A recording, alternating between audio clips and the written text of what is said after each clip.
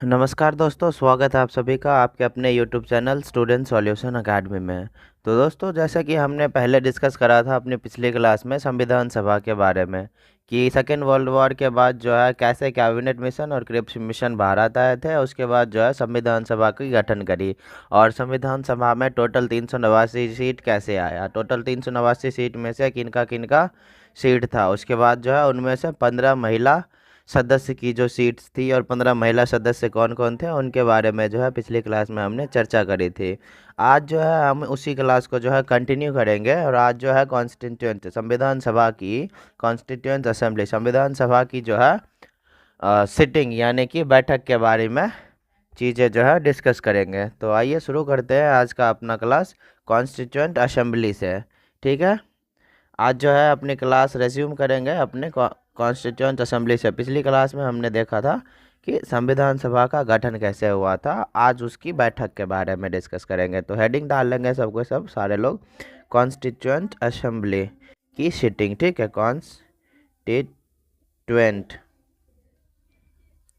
Constituent assembly. इसमें हम आज क्या डिस्कस करेंगे, तो इसमें जो है हम आज कॉन्स्टिट्यूंट असेंबली में जो है कॉन्स्टिट्यूंट असेंबली में सिटिंग इसकी बैठक के बारे में चीज़ें जो है डिस्कस करेंगे कि क्या संविधान सभा की जो है बैठक कब कब हुई थी। ठीक है, तो अपनी जो संविधान सभा की जो पहली बैठक हुई थी वो हुई थी कब, फर्स्ट सिटिंग। संविधान सभा की जो पहली बैठक हुई थी ना वो हुई थी अपनी 9 दिसंबर 1946 एडी में। 9 दिसंबर 1946 ईस्वी में जो है संविधान सभा की पहली बैठक हुई थी। पर संविधान सभा का गठन कब हुआ था, संविधान सभा की गठन कब हुई थी और किसने करा था। तो संविधान सभा का जो गठन है वो आपकी यहाँ पे हमने पिछली क्लास में डिस्कस करी थी। तो जुलाई जो है जुलाई 1946 में जो है जुलाई 1946 में संविधान सभा का गठन हुआ था। कैबिनेट मिशन जो बनाई गई थी अपनी 24 मार्च 1946 में। तो कैबिनेट मिशन के तहत ही जो है जुलाई 1946 में जो है संविधान सभा की गठन हुई थी। कब, तो सेकेंड वर्ल्ड वॉर के बाद जब ये कैबिनेट मिशन भारत आए थे तब इन्होंने जो है संविधान सभा की गठन करी थी। अब उसी संविधान सभा की जो गठन हुई उसकी पहली बैठक हुई थी 9 दिसंबर 1946 ईस्वी को। 9 दिसंबर 1946 ईस्वी की जो संविधान सभा की पहली बैठक हुई थी, इसमें क्या है कि इसमें ना संविधान सभा के सभी सदस्यों को जो है चुना गया कि कौन से सदस्य किस पोस्ट पे रहेंगे, कैसे काम करेंगे। ठीक है, तो फर्स्ट सिटिंग जो अपनी हुई थी 9 दिसंबर 1946 में, इसमें जो है टेम्पररी हेड मतलब अस्थाई अध्यक्ष जो है, अस्थाई अध्यक्ष टेम्पररी हेड टेम्पररी हेड अस्थाई अध्यक्ष जो है ये बनाया गया था। अपने सबसे बुजुर्ग थे कौन, डॉक्टर सच्चिदानंद सिन्हा। डॉक्टर सच्चिदानंद सिन्हा तो सबसे बुजुर्ग जो थे डॉक्टर सच्चिदानंद सिन्हा जी, उनको जो है संविधान सभा की पहली बैठक के समय जो है संविधान सभा का अस्थाई अध्यक्ष जो है चुना गया था। उसके बाद उस टाइम जो है संविधान सभा की पहली बैठक में डेप्यूटी चेयरमैन यानी कि डेप्यूटी हेड किनको बनाया गया था, डेप्यूटी चेयरमैन।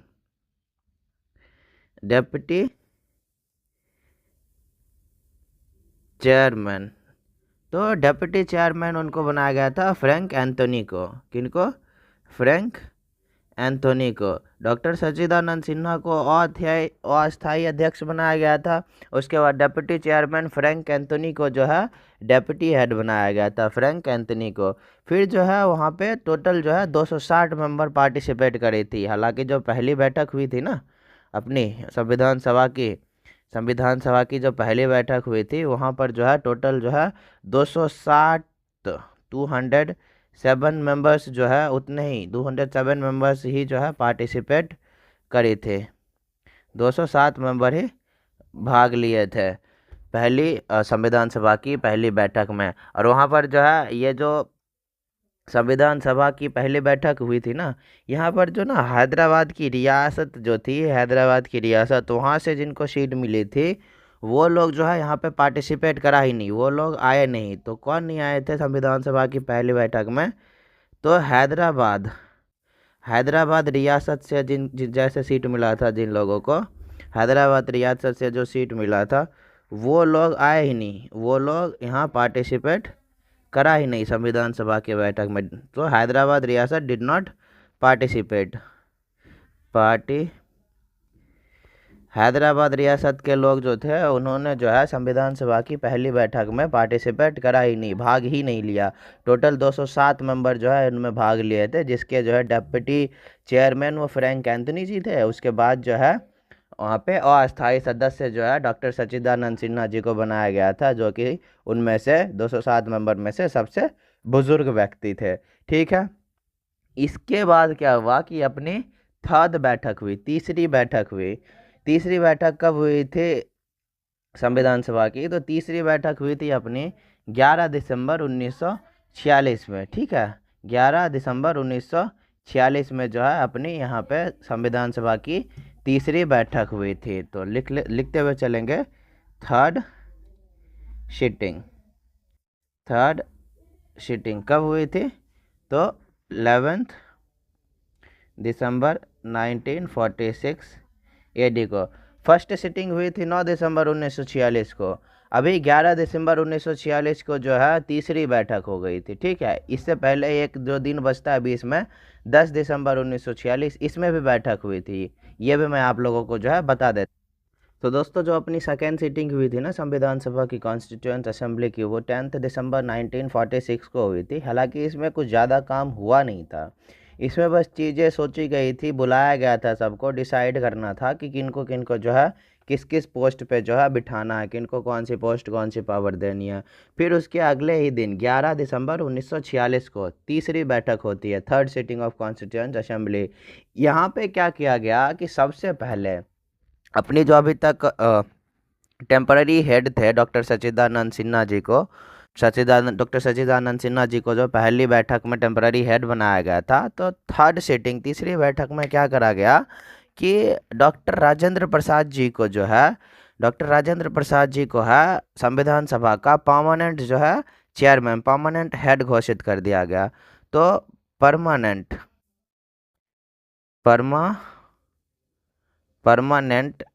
हेड या फिर चेयरमैन किस चीज़ का? तो संविधान सभा का। वो कौन थे? पहले डॉक्टर राजेंद्र प्रसाद जी। डॉक्टर राजेंद्र प्रसाद जी को जो है संविधान सभा का अध्यक्ष घोषित कर दिया गया। उसके बाद क्या हुआ कि कॉन्स्टिट्यूशनल एडवाइज़र, मतलब संवैधानिक सलाहकार जो हैं, संवैधानिक सलाहकार के रूप में BN राव, संवैधानिक सलाहकार के रूप में जो है BN राव जी को जो है घोषित किया गया। तो संवैधानिक सलाहकार के बारे में पूछेंगे, तो संवैधानिक सलाहकार के रूप में जो है BN राव जी को घोषित किया गया। तो कॉन्स्टिट्यूशनल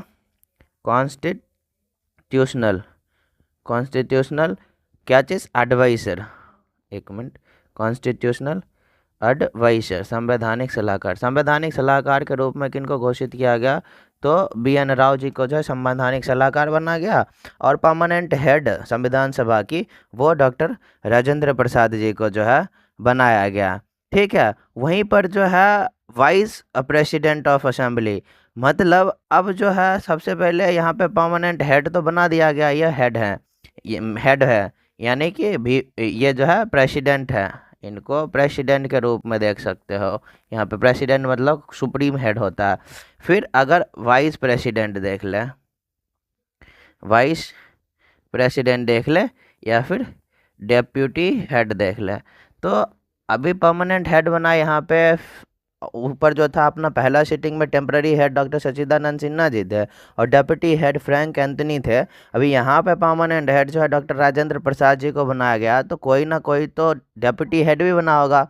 तो डेप्यूटी हेड जो है दो बंदे को बनाया गया था, एक तो थे HC मुखर्जी जी, दूसरा थे VT कृष्णामाचारी। तो दोनों नाम याद रखेंगे अपने, एक तो थे HC मुखर्जी जी, एक HC मुखर्जी जी, दूसरा VT कृष्णामाचारी।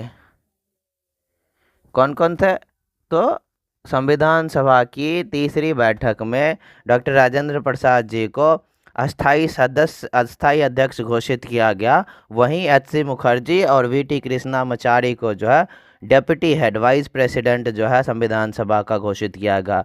और वहीं पे जो है साथ में ही संवैधानिक सलाहकार जो है बी.एन. राव जी को संवैधानिक सलाहकार जो है बनाया गया। ठीक है, ये सारी चीज़ें आपको क्लियर हो गई, चीज़ें याद रहेगी।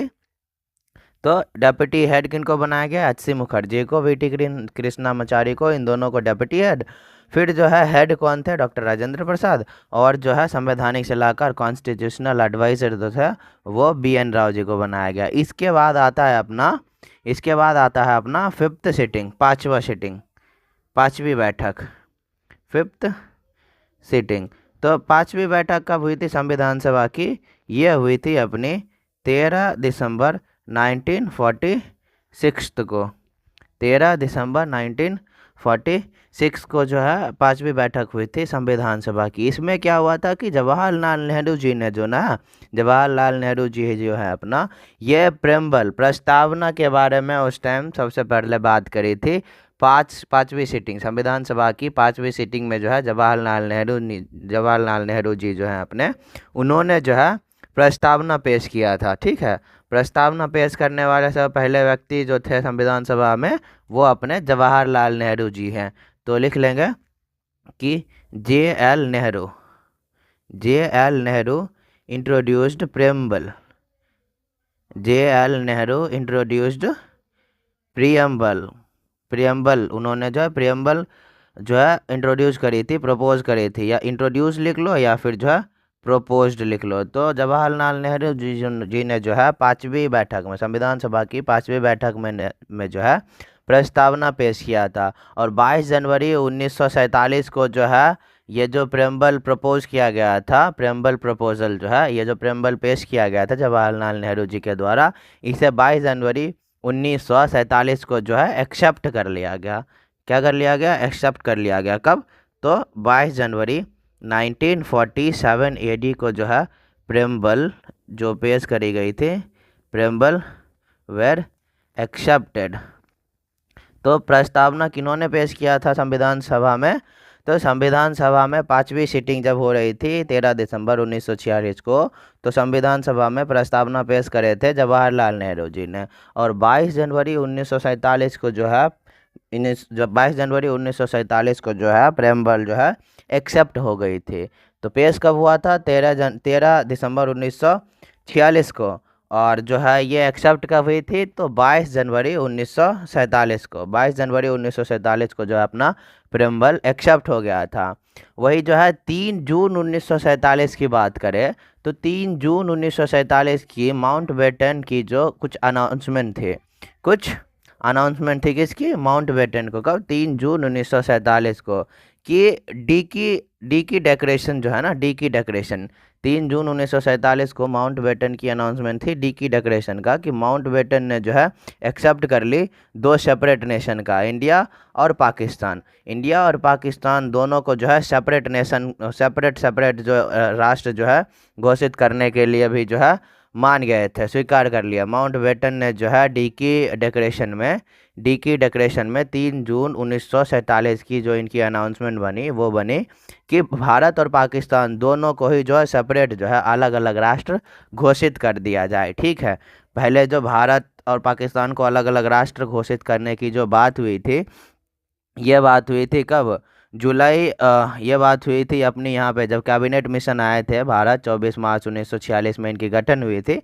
उस समय जो बात हुई थी ना भारत पाकिस्तान को अलग अलग राष्ट्र घोषित करने की, तो उस समय जो है कैबिनेट मिशन ने इसे जो है डिनाई कर दी, रिजेक्ट कर दिया। अभी यही जो है 3 जून 1947 को जो है भारत पाकिस्तान को अलग अलग करने की बात को जो है माउंटबेटन ने वो मंजूरी दे दी। तो लिख लेंगे यहाँ पे कि 3 जून 1947 की बात है जब माउंटबेटन जो है उनकी एक अनाउंसमेंट आती है, माउंटबेटन की अनाउंसमेंट है किसकी?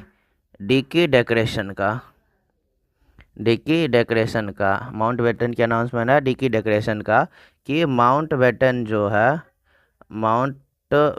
जो है उन्होंने जो है एक्सेप्ट कर ली, Mountbatten accepted to separate nation India and Pakistan.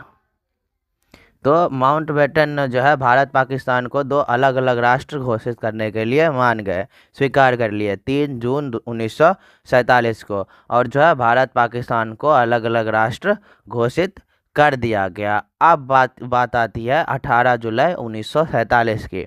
18 जुलाई 1947 की भारत की ना इंडिपेंडेंट एक्ट, इंडिया स्वतंत्रता भारत स्वतंत्र अधिनियम, ठीक है, इंडिया इंडिपेंडेंट एक्ट 18 जुलाई 1947, जो कुछ इम्पॉर्टेंट डेट हैं, ठीक है, नोट डाउन कर लेंगे नीचे ये डेट। 18 जुलाई 1947 AD, 18 जुलाई 1947 AD, इसमें क्या हुआ था, India independent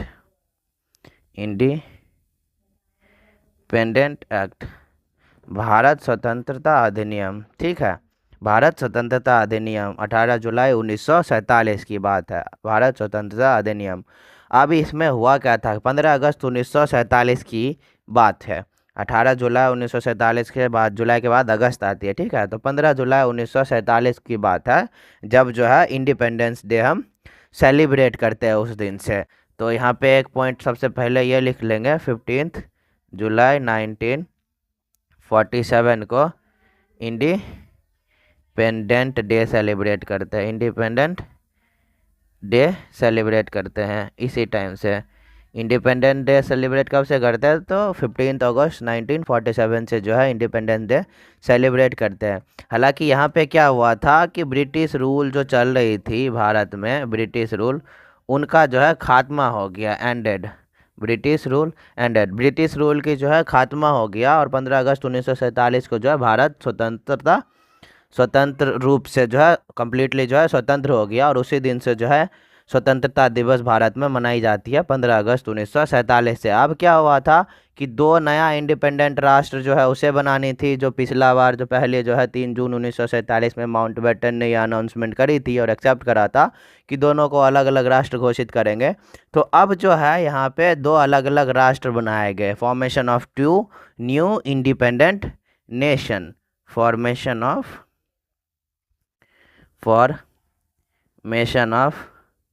2 new independent nation, formation of 2 new independent nation. अब वो दो नेशन कौन कौन से थे, तो एक इंडिया, दूसरा कौन, पाकिस्तान। इसी के बारे में तो माउंट बेटन ने 3 जून 1947 में अनाउंसमेंट करी थी ना कि दोनों को अलग अलग राष्ट्र घोषित करा जाएगा।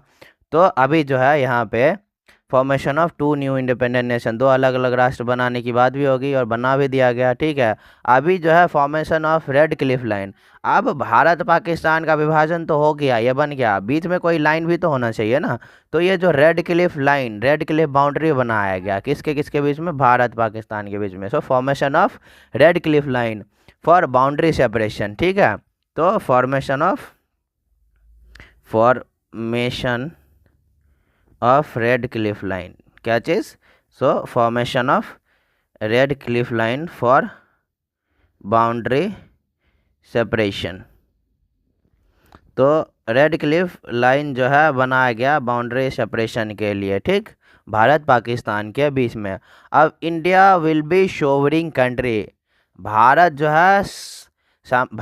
है India will be sovereign country, संप्रभु, भारत जो है संप्रभु देश होगा, भारत जो है अब संप्रभु देश होगा। India will be sovereign country, SOVEREIGN लिख लेंगे। सोवरिंग मतलब होता है संप्रभु, भारत जो है संप्रभु सोवरिंग कंट्री होगा। अभी सारी चीज़ें हो गई, अलग हो गई, विभाजन हो गया, स्वतंत्रता दिवस मना लिए हम लोग, ब्रिटिश शासन खत्म हो गया, भारत पाकिस्तान अलग अलग हो गई, रेड क्लिफ लाइन पड़ गई बीच में। अब जो है भारत संप्रभु देश होगा। अब यहाँ पे गवर्नर जनरल जो पोस्ट हुई थी, गवर्नर जनरल पोस्ट जो है वो उसे डिसकंटिन्यू कर दिया गया। गवर्नर जनरल पोस्ट जो है उसे जो पहले डिसकंटिन्यू करा था, अब जो है गवर्नर जनरल पोस्ट स्टार्ट कर दिया, और वाइसराय जो वाइसराय पोस्ट चालू हुई थी उसे डिसकंटिन्यू कर दिया गया। So governor general post started by discontinuing viceroy post, वापस से, ठीक है। So governor general post started and discontinued viceroy post, या फिर बाय डिसकंटिन्यूइंग वाइसराय पोस्ट। क्या चीज़? तो वाइसराय पोस्ट को जो है ख़त्म करके गवर्नर जनरल पोस्ट को जो है वापस से शुरू कर दिया गया। क्या चीज़? तो वाइसराय पोस्ट को ख़त्म करके गवर्नर जनरल पोस्ट को जो है वापस से शुरू कर दिया गया। कब? तो भारत स्वतंत्रता अधिनियम में, भारत स्वतंत्रता अधिनियम में जो है गवर्नर जनरल पोस्ट को वापस से शुरू करके वाइसराय पोस्ट को जो है ख़त्म कर दिया गया। और पहले गवर्नर जनरल पहले के कोई और थे। अभी जो है पहला गवर्नर जनरल जो है भारत का, कब? स्वतंत्र भारत का। तो स्वतंत्र भारत का पहला गवर्नर जनरल कौन था? वो था माउंटबेटन। फर्स्ट जीजी ऑफ इंडिपेंडेंट इंडिया। फर्स्ट जीजी ऑफ इंडिपेंडेंट इंडिया मतलब पहले गवर्नर जनरल स्वतंत्र भारत का, इंडिपेंडेंट इंडिया का। तो वो कौन है? Mountbatten, MOUNT, Mountbatten. स्वतंत्र भारत का पहला गवर्नर जनरल कौन है? तो माउंटबेटन। और लास्ट गवर्नर जनरल, और पहला लास्ट गवर्नर जनरल जो है, या फिर पहला भारतीय गवर्नर जनरल कौन थे? वो थे C Rajagopalachari ji. After that this post completely discontinued. C Rajagopalachari ji के बाद जो है ये पोस्ट जो है कंप्लीटली ख़त्म हो गया। इस पोस्ट को जो है पूर्ण रूप से जो है समाप्त कर दिया गया, ठीक है। आफ्टर सी राजगोपालाचारी जी के बाद जो है इस पोस्ट को जो है कंप्लीटली समाप्त कर दिया गया। तो अपने जो लास्ट भारतीय मतलब अंतिम भारतीय गवर्नर पहले भारतीय गवर्नर जनरल और लास्ट गवर्नर जनरल दोनों एक ही थे, सी राजगोपालाचारी। तो लिख लेंगे लास्ट जीजी और फर्स्ट इंडियन जीजी। जीजी मतलब गवर्नर जनरल, तो वो थे C Rajagopalachari ji. After C Rajagopalachari this post suspended permanently. Suspended बोल दो या फिर एंडेड बोल दो, ठीक है। तो सी राजगोपालाचारी जी के बाद जो है इस पोस्ट को, इस पद को समाप्त कर दिया गया। और सी राजगोपालाचारी जी जो थे वो भारत के अंतिम गवर्नर जनरल, भारत में जो है अंतिम गवर्नर जनरल थे, पर ये भारतीय पहला गवर्नर जनरल थे। भारत में भारत से पहला गवर्नर जनरल, फर्स्ट जो पर्सन थे भारत से गवर्नर जनरल बनने वाले भारत का, वो और जो है लास्ट गवर्नर जनरल भारत का दोनों सेम थे, वो सी राजगोपालाचारी जी थे। इनके बाद जो है इस पोस्ट को, इस पद को जो है संपूर्णतः समाप्त कर दिया गया। अब बारी आती है 1947 की इंडिपेंडेंट इंडिया की पहली मिनिस्ट्री, पहली कैबिनेट मिनिस्ट्री, ठीक है। सो अब जो है भारत आज़ाद हो चुका है। अब बात आती है 1947 AD की। क्या चीज़? इंडिपेंडेंट इंडिया, स्वतंत्र भारत की। और इसमें क्या चीज़? भारत का जो है ना पहला cabinet mission, India's first cabinet ministers, India's first cabinet ministers. Bharat का पहला कैबिनेट मंत्रिमंडल जो है, मंत्रिमंडल के मिनिस्टर्स जो है ना, भारत का पहला कैबिनेट मिनिस्ट्री ले लो, भारत का पहला कैबिनेट मिनिस्ट्री मतलब भारत का पहला मंत्रिमंडल। कब? तो स्वतंत्र भारत होने के बाद, भारत जो है स्वतंत्र होने के बाद स्वतंत्र भारत का पहला मंत्रिमंडल 1947 की बात आती है। तो उस समय जो है पीएम, यानी कि PM ministry of foreign affair, मतलब इसमें क्या है ना कि इसमें हम क्या पढ़ेंगे, भारत में जो 1947 की टाइम है, समय है, इसमें भारत स्वतंत्र हो चुका है। अब भारत की पहला मंत्रिमंडल, तो मंत्रिमंडल में क्या पढ़ेंगे, भारत की पहला मंत्रिमंडल में सबसे पहले पहले कौन कौन थे जो है, और उनको कौन कौन सी पोस्ट मिली थी। तो बात अगर करी जाए कि प्रधानमंत्री और फॉरेन मिनिस्टर जो है, फॉरेन अफेयर के बारे में, मिनिस्ट्री ऑफ फॉरेन अफेयर, तो प्रधानमंत्री और फॉरेन अफेयर को देखने के लिए किनको बनाया गया था, तो वो पंडित जवाहरलाल नेहरू जी जो है अपने, उनको प्रधानमंत्री और मिनिस्ट्री ऑफ फॉरेन अफेयर्स के रूप में अपॉइंट किया गया था। So PM and ministry of foreign affair, ministry of foreign affair, ministry of foreign affair, विदेश मंत्री, ये दोनों किनको अपॉइंट किया गया था, ये दोनों जो है पोस्ट किनको दिया गया था, प्रधानमंत्री और मिनिस्ट्री ऑफ फॉरेन अफेयर, विदेश मंत्री के रूप में, मतलब विदेशी मामला में बातचीत करने के लिए। तो ये पंडित जवाहरलाल नेहरू जी को जो है अपॉइंट किया गया था। ठीक है, तो पंडित जवाहरलाल नेहरू जी जो हैं भारत के पहले मंत्रिमंडल के प्रधानमंत्री और विदेशी मामला में मंत्री थे। ठीक है, दूसरा आता है अपना होम मिनिस्टर। होम मिनिस्टर हो गया, या फिर सीधे सीधे नाम ले लो, सरदार वल्लभ भाई पटेल। तो सरदार वल्लभ भाई पटेल जी को कौन कौन सा पोस्ट मिला गया, अब मैं पहले नाम ही लिख दिया करूँगा, सरदार वल्लभ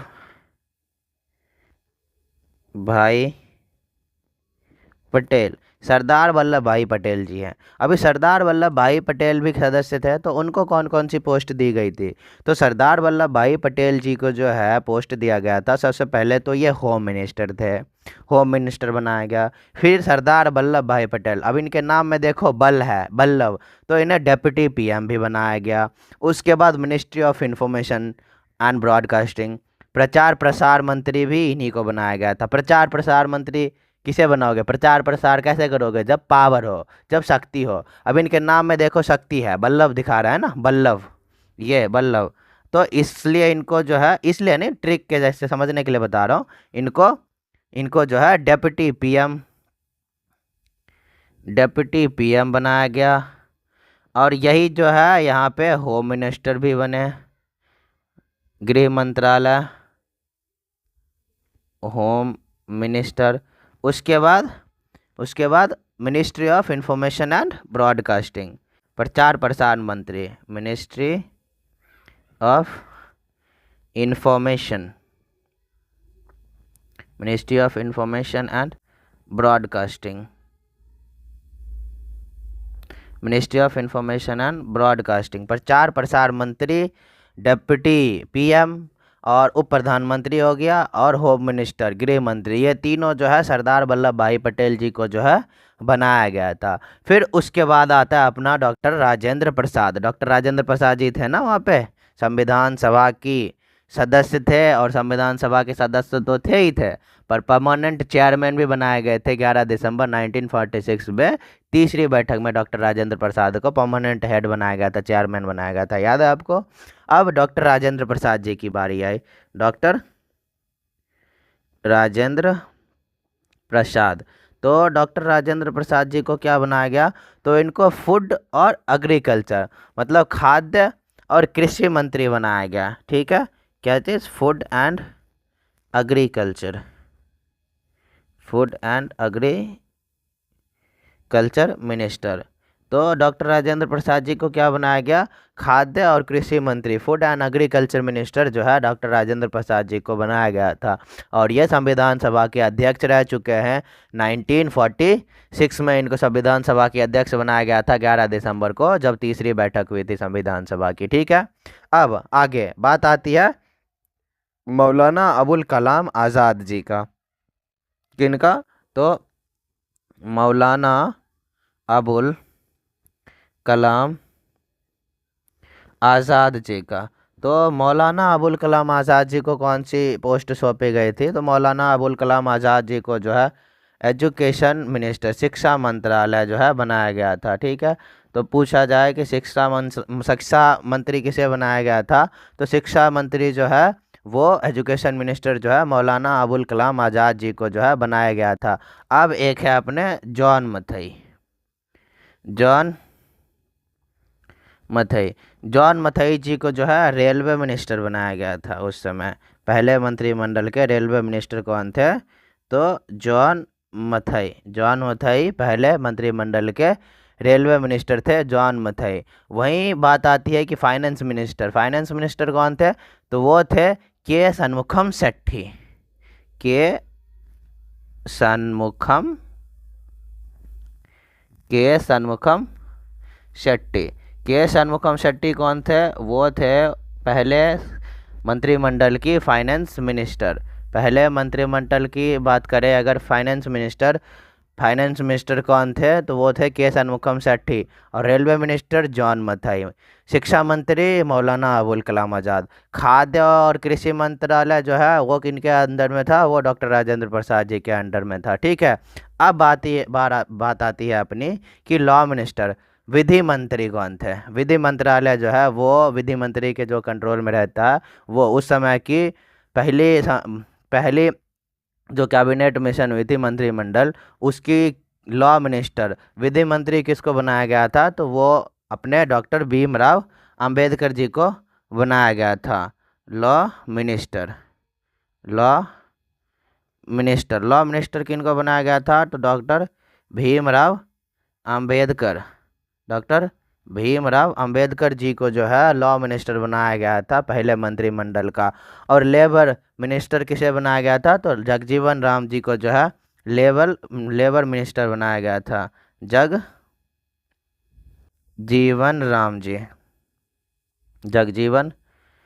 राम जी। ठीक है, जगजीवन राम जी को जो है पहले लेबर मिनिस्टर बनाया गया था। LABOUR लेबर मिनिस्टर किसे बनाया गया था, तो जगजीवन राम जी को जो है पहला जो मंत्रिमंडल था अपना 1947 में स्वतंत्र भारत का पहला मंत्रिमंडल, उसमें जो है लेबर मिनिस्टर जगजीवन राम जी को जो है बनाया गया था। वही कमर्शियल मिनिस्टर CH भाभा जी। CH भाभा को जो है कमर्शियल मिनिस्टर बनाया गया। क्या चीज़, कमर्शियल मिनिस्टर। तो कमर्शियल मिनिस्टर किनको बनाया गया, CH भाभा जी को जो है कमर्शियल मिनिस्टर बनाया गया। वही डिफेंस मिनिस्टर की बात करें तो डिफेंस मिनिस्टर जो है सरदार वल्लभ भाई पटेल को बनाया गया। अब सरदार वल्लभ भाई पटेल, अभी देखो इसको याद रखने की कैसे ट्रिक है, मैं अभी आपको बताता हूँ। सरदार वल्लभ भाई पटेल डिफेंस मिनिस्टर, अभी देखो इनके नाम में बल है ना, इसलिए इनको डिफेंस मिनिस्टर चलो बना देते हैं। तो डिफेंस मिनिस्टर किनके अधीन रहेगा, वो सरदार वल्लभ भाई पटेल जी के अधीन रहेगा। इनमें बल है, ये रक्षा कर सकते हैं। ठीक है, सो डिफेंस मिनिस्टर। अब हेल्थ मिनिस्टर जो है राजकुमारी अमृता कौर जी को बनाया गया था। राजकुमारी अमृता कौर। अभी पिछली क्लास में भी मैंने बताया था आपको कि राजकुमारी अमृता कौर जो है पहले मंत्रिमंडल के हेल्थ मिनिस्टर रह चुके हैं। ठीक है, तो हेल्थ मिनिस्टर कौन थे, वो राजकुमारी अमृता कौर जी थे, हेल्थ मिनिस्टर। वहीं जो है इंडस्ट्रियल माइनिंग की बात करें तो इंडस्ट्रियल माइनिंग के मिनिस्टर जो थे वो श्यामा प्रसाद मुखर्जी जी थे। और पहला इंडस्ट्रियल पॉलिसी जो भारत में लाया गया था, औद्योगिक पॉलिसी जो है भारत में लाया गया था, वो भी श्यामा प्रसाद मुखर्जी जी के द्वारा ही लाया गया था। तो भारत में इंडस्ट्रियल मिनिस्टर जो श्यामा प्रसाद मुखर्जी जी को पहला मंत्रिमंडल के अंदर जो श्यामा प्रसाद जी को इंडस्ट्रियल मिनिस्टर बनाया गया था, तो इंडस्ट्रियल मिनिस्टर जो है औद्योगिक पॉलिसी जो है भारत में सबसे पहले जो है श्यामा प्रसाद मुखर्जी जी ने जो है लाए थे। तो यहाँ पे लिख लेंगे श्यामा प्रसाद मुखर्जी। ये कौन थे, तो फर्स्ट कैबिनेट मिशन के टाइम पे ये इंडस्ट्रियल मिनिस्टर थे। ठीक है, industrial minister first cabinet ministry के टाइम पे इंडस्ट्रियल मिनिस्टर थे। और India's first industrial policy. Bharat में पहली बार इंडस्ट्रियल पॉलिसी लाने वाले व्यक्ति भी जो है वो श्यामा प्रसाद मुखर्जी ही हैं। श्यामा प्रसाद मुखर्जी। भारत में जो है पहली बार औद्योगिक पॉलिसी जो लाया गया था वो कौन थे, वो कौन लेके आए थे, तो श्यामा प्रसाद मुखर्जी जी जो है भारत में पहली बार औद्योगिक पॉलिसी जो है लाए थे, और वही जो है पहले मंत्रिमंडल के औद्योगिक मंत्री भी थे। अब आती है संचार मंत्री, कम्युनिकेशन मिनिस्टर, वो रफ़ी अहमद जी थे। देखो, संचार मंत्री जो कम्युनिकेशन मिनिस्टर रफ़ी अहमद है, संचार मंत्री अलग है। सूचना प्रचार प्रसारण मंत्री जो है इन ministry of information and broadcasting वो अलग है। सूचना प्रचार प्रसार अलग है, कम्युनिकेशन संचार अलग है। सूचना प्रचार प्रसार अलग और संचार अलग। सूचना प्रचार प्रसार मंत्री जो है वो सरदार वल्लभ भाई पटेल जी थे, और वहीं पे कम्युनिकेशन संचार मंत्री जो है वो रफ़ी अहमद जी है। ठीक है, तो लिख लेंगे कम्युनिकेशन मतलब क्या, तो संचार। संचार मंत्री कौन थे, कम्युनिकेशन मिनिस्टर, तो वो अपने रफ़ी अहमद जी थे। रफ़ी अहमद जी जो है प्रचार प्रसार मंत्री नहीं, प्रचार प्रसार मंत्री जो हैं information ministry of information and broadcasting minister वो सरदार वल्लभ भाई पटेल थे। पर सिर्फ सूचना मंत्री मतलब कम्युनिकेशन मिनिस्टर वो रफ़ी अहमद जी थे। उसके बाद बात आती है अपनी एक एनवी गडगिल। एनवी गडगिल वो जो है खान और एनर्जी के बारे में जो है एनवी गडगड जी को बनाया गया था। खान एंड एनर्जी की बात करें तो वो जो है एनवी गडगिल जी को बनाया गया था। तो ये सारे अपने कुछ मिनिस्टर्स हो गए, अपने पहले मंत्रिमंडल के कुछ मंत्रियां हो गए जो स्वतंत्र भारत में पहली बार बनाए गए थे। तो प्रधानमंत्री हो गया अपना पीएम, और मिनिस्ट्री ऑफ फॉरेन अफेयर्स जो है ये डॉक्टर पंडित जवाहरलाल नेहरू जी को बनाया गया। वही डेप्यूटी प्रधानमंत्री, डेप्यूटी पीएम, होम मिनिस्टर और ministry of information and broadcasting ये तीनों जो है सरदार वल्लभ भाई जी को बनाया गया। और एक जो है सरदार वल्लभ भाई पटेल जी को जो है ये यहाँ पे इनको डिफेंस मिनिस्टर भी बनाया गया था। वही बात करें खाद्य और कृषि फूड एंड एग्रीकल्चर की तो डॉक्टर राजेंद्र प्रसाद जी को। वहीं जो है शिक्षा मंत्री वो Maulana Abul Kalam Azad ji. Railway minister John Mathai. Finance minister अपना हो गया सन्मुखम सेट्टी जी। फिर लॉ मिनिस्टर विधि मंत्री जो है डॉक्टर भीमराव अंबेडकर जी को बनाया गया था। लेबर मिनिस्टर जो है जगजीवन राम जी को। और कमर्शियल मिनिस्टर जो है CH भावा जी को बनाया गया। फिर बात आती है अपनी हेल्थ मिनिस्टर, तो हेल्थ मिनिस्टर में अपनी ये मैडम जी जो थी राजकुमारी अमृता कौर, इनको बनाया गया। फिर इंडस्ट्रियल मिनिस्टर श्यामा प्रसाद मुखर्जी जी को बनाया गया, जिन्होंने जो है भारत में पहली बार औद्योगिक पॉलिसी इंडस्ट्रियल पॉलिसी लेके आए थे। उसके बाद कम्युनिकेशन संचार मंत्री रफ़ी अहमद जी को बनाया गया था। इतनी चीज़ें आपको क्लियर हो गई कि 1947 में स्वतंत्र भारत में जो पहला मंत्रिमंडल बना था उनमें जो है किन किन को कौन कौन सी मंत्री बनाया गया था। चीज़ें यहाँ तक क्लियर हो गई। अब बात करते हैं कुछ मेजर कमिटीज़ के बारे में। कॉन्स्टिट्यूएंट असेंबली संविधान सभा की कुछ मेजर कमिटी, कुछ महत्वपूर्ण आयोग के बारे में जो है बात कर लेते हैं।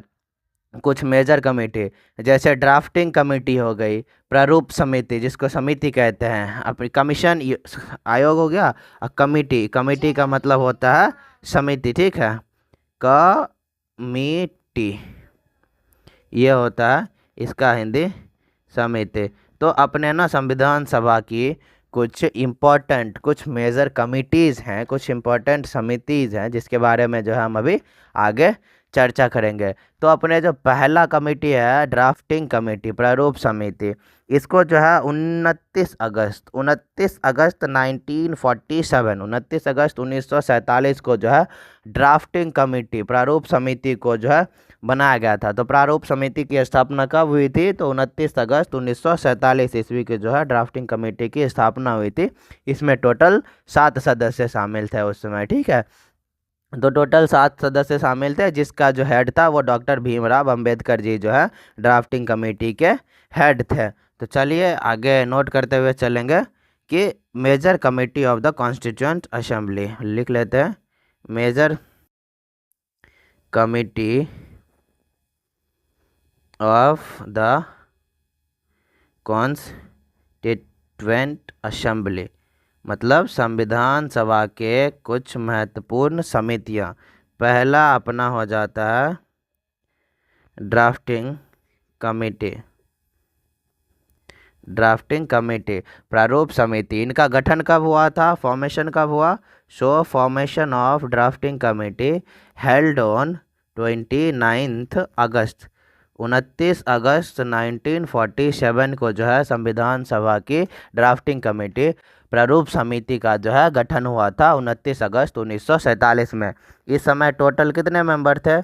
तो इस समय टोटल मेंबर जो थे, सदस्य की संख्या टोटल 7 थे, जिनके हेड लीड करने वाले कौन थे? तो डॉक्टर BR अम्बेडकर जी। अम्बेडकर जी को जो है हेड बनाया गया था प्रारूप समिति का। पूछे प्रारूप समिति का जो अध्यक्ष कौन थे? तो प्रारूप समिति का अध्यक्ष जो है डॉक्टर भीमराव अम्बेडकर जी को जो है बनाया गया था। किनको बनाया गया था? तो डॉक्टर भीमराव अम्बेडकर जी को जो है प्रारूप समिति का अध्यक्ष बनाया गया था। अब इनमें जो 7 मेंबर है उनके जो है नाम लिख लेंगे, ठीक है। पहला तो अपने डॉक्टर भीमराव अम्बेडकर जी हो गए, जो कि हेड है। लिख लेते हैं यहाँ पे साथ में सबको, डॉक्टर भीमराव अम्बेडकर, डॉक्टर भीमराव अम्बेडकर जी, इनको हेड बनाया गया प्रारूप समिति का। दूसरा क्या नाम आएगा? तो एन गोपाल स्वामी अयंगर, एन गोपाल स्वामी अयंगर, क्या आएगा? एन गोपाल स्वामी अयंगर। दूसरा मेंबर आ गया। तीसरा मेंबर क्या हो जाएगी? तो एन माधव राव, एन माधव राव। किनके जगह पे? अभी देखो एन माधव राव जी जो है ना, एक बंदे की जगह पे आए थे। एन माधव राव जी के पहले एक बंदे थे, वो BL मित्रा जी थे। तो BL मित्रा जी के बाद जो है एन माधव राव जी आए हैं। तो अगर पूछे कि ये प्रारूप समिति में BL मित्रा जी के स्थान पे कौन आए थे, तो वो आए थे एन माधव राव। एन माधव राव किनके रिप्लेसमेंट है प्रारूप समिति में, ड्राफ्टिंग कमेटी में? तो BL मित्रा जी के। तो लिख लेंगे एन माधव, एल माधव राव। ये किनके हैं? तो इन रिप्लेसमेंट ऑफ BL मित्र। तो BL मित्रा जी के स्थान पे जो है एन माधव राव जी आए थे, ठीक है। एन माधव राव जी BL मित्रा जी के स्थान पे आए थे, ठीक। उसके बाद आता है अपना अलाई कृष्णा स्वामी। अलाई कृष्णा स्वामी के बारे में, तो अलाई कृष्णा स्वामी जी चौथे सदस्य थे। अलाई कृष्णा स्वामी, अलाई कृष्णा स्वामी हो गए। BR अम्बेडकर जी को हेड बनाया गया। एन गोपाल स्वामी अयंगर थे। फिर एन माधव राव जी जो है BL मित्रा के स्थान पे आए थे। फिर अलाई कृष्णा स्वामी जी हो गए, ठीक है। अब अगला होंगे अपने KM मुंशी, ये कांग्रेस के थे, ठीक है। KM मुंशी, ये कहाँ से थे? तो ये कांग्रेस से थे, ठीक। ये कांग्रेस पार्टी से थे। उसके बाद आता है अपना सैयद मोहम्मद सदुल्ला, सैयद मोहम्मद सदुल्ला, सैयद MD सदुल्ला, ठीक। सैयद मोहम्मद सदुल्ला, ठीक। क्या मुंशी कांग्रेस के। फिर आता है अपना सैयद मोहम्मद सदुल्ला। अब एक नाम आता है लास्ट में, TT कृष्णामाचारी।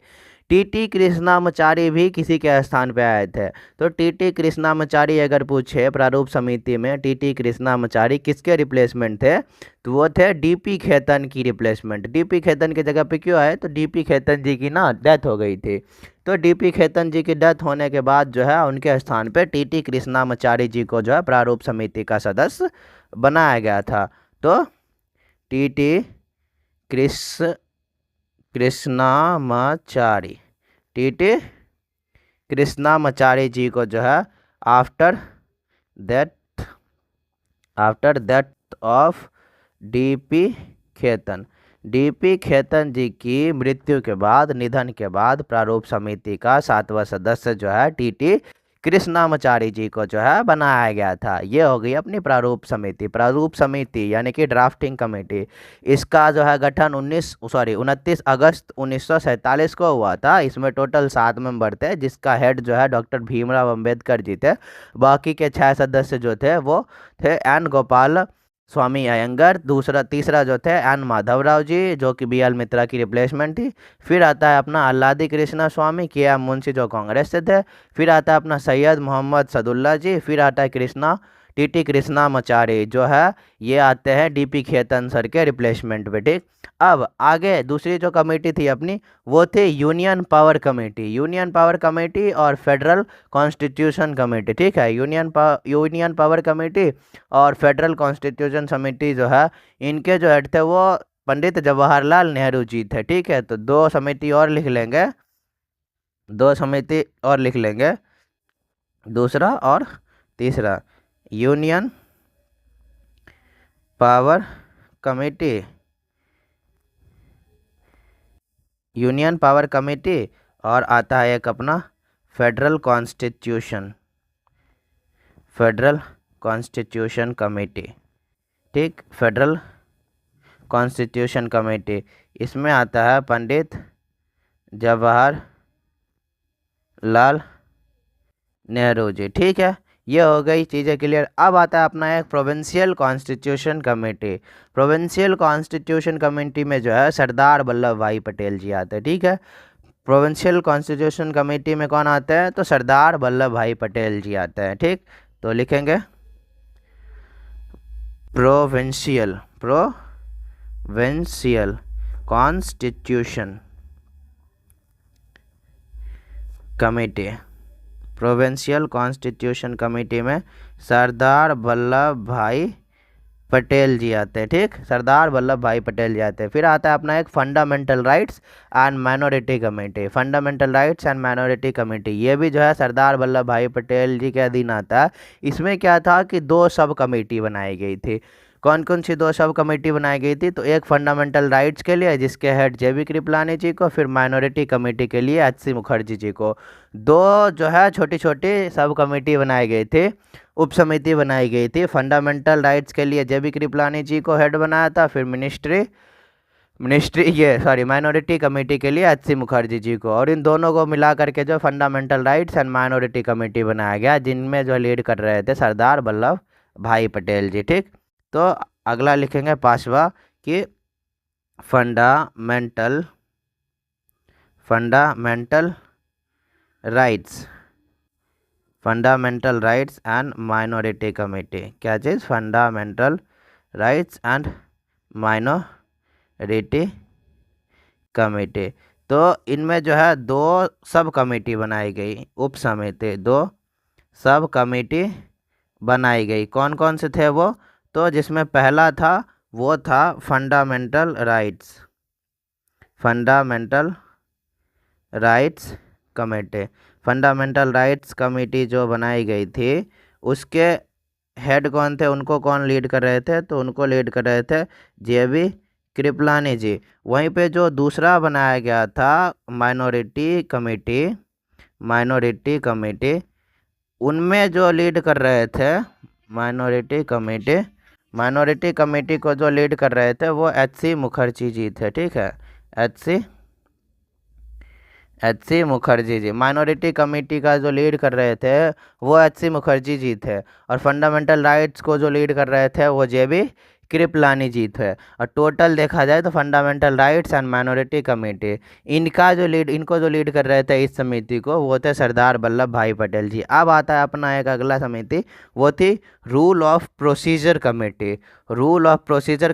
फिर था steering committee. Rule of procedure committee और स्टीयरिंग कमेटी, इन दोनों के जो सदस्य के जो हेड थे वो थे अपने, इन दोनों को लीड करने वाले doctor Rajendra Prasad ji. Rule of procedure committee और स्टीयरिंग कमेटी, इनमें जो है डॉक्टर राजेंद्र प्रसाद जी के द्वारा लीड करी गई थी, ठीक है। तो आगे लिखेंगे हम लोग, मैं पेज ऐड कर लेता हूँ, पहले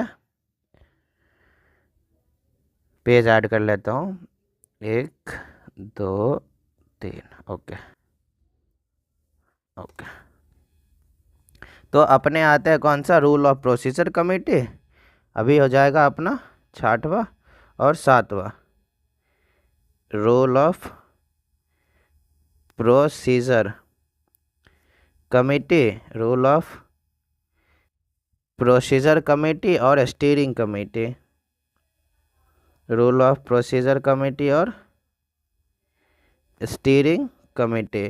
तो इनमें जो है संचालन समिति थी और रूल ऑफ प्रोसीजर कमेटी, इनमें जो लीड करने वाले थे वो थे डॉक्टर राजेंद्र प्रसाद जी, डॉक्टर राजेंद्र प्रसाद जी। तो डॉक्टर राजेंद्र प्रसाद जी किनको लीड कर रहे थे, तो यहाँ रूल ऑफ प्रोसीजर कमेटी और स्टीयरिंग यानी कि संचालन कमेटी जो है, समिति जो है, इनको लीड करने के लिए डॉक्टर राजेंद्र प्रसाद जी को दिया गया था।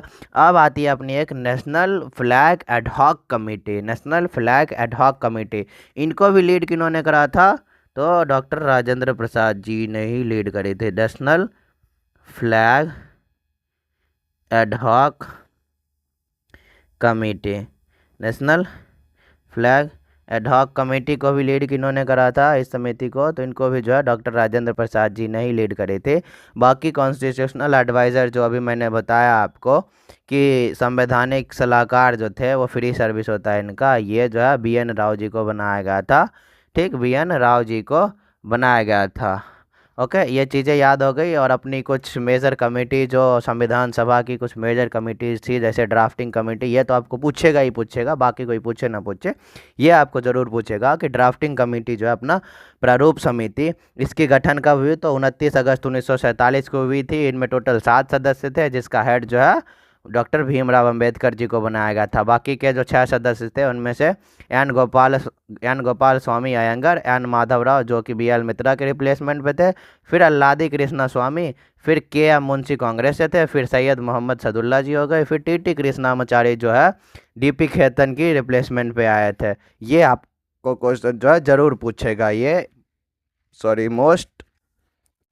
मोस्ट और मोस्ट इम्पोर्टेंट थी। ठीक, तो आपको मेजर कमिटीज़ के बारे में बता दिया, संविधान सभा की कुछ मेजर समितियां जो थी उसके बारे में बता दिया।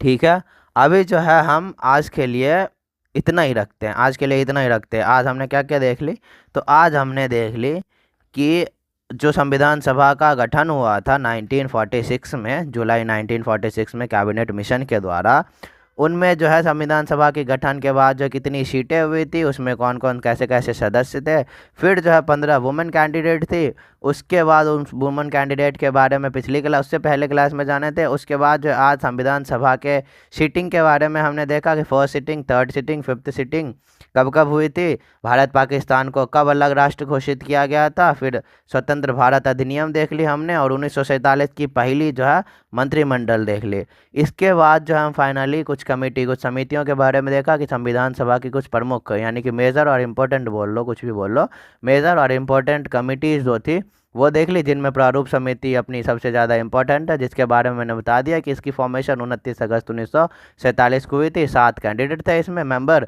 और उसके हेड जो है डॉक्टर भीमराव अंबेडकर जी है। उसके बाद जो कुछ बाकी की कमेटी यानी कि समितियों के बारे में बता दी।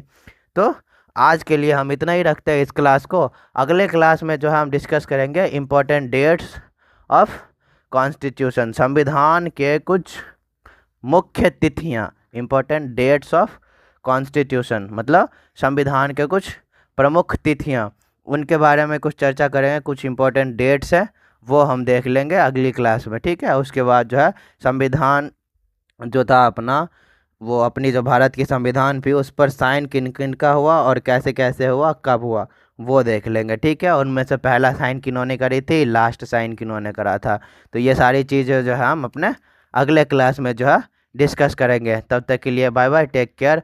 और मैं एक रिक्वेस्ट करना चाहूँगा कि वीडियो अगर पसंद आए तो वीडियो को ज़रूर से लाइक करें और चैनल को जो है सब्सक्राइब करके अपने दोस्तों के साथ भी शेयर करें। तब तक के लिए bye bye, tata, thank you.